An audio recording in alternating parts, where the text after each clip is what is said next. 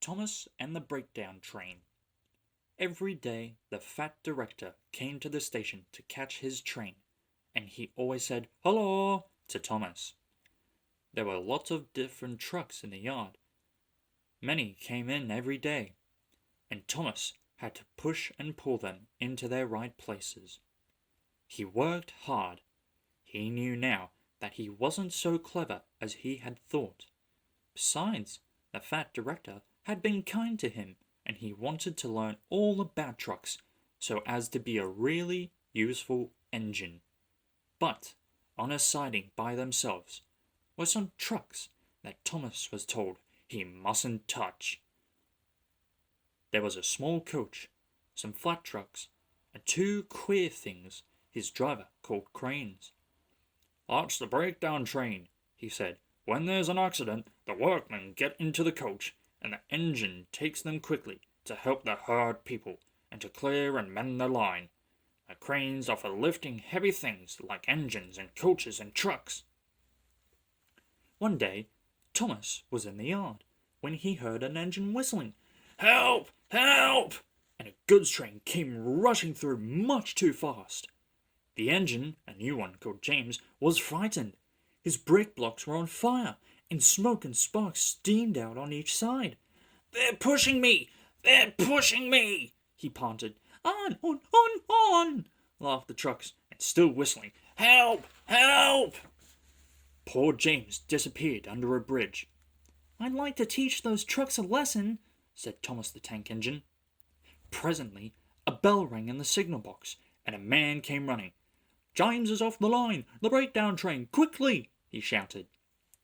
So Thomas was coupled on, the workmen jumped into their coach, and off they went.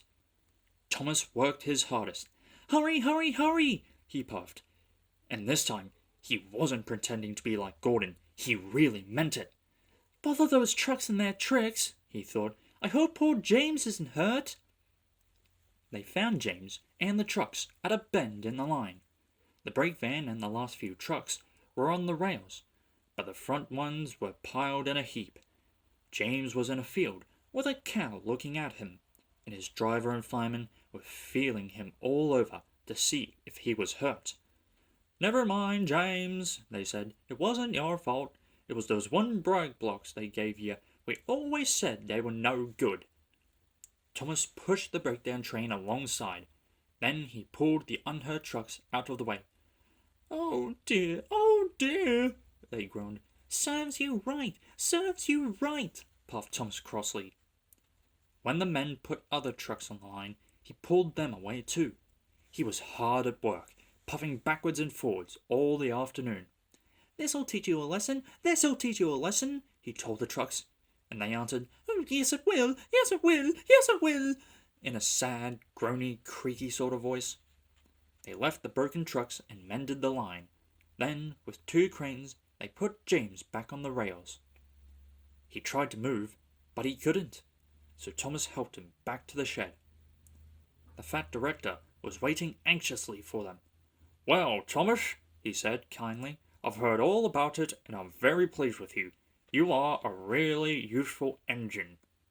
James shall have some proper brakes and a new coat of paint, and you shall have a branch line all to yourself." "Oh, sir," said Thomas happily. Now Thomas is as happy as can be. He has a branch line all to himself, and puffs proudly backwards and forwards with two coaches all day.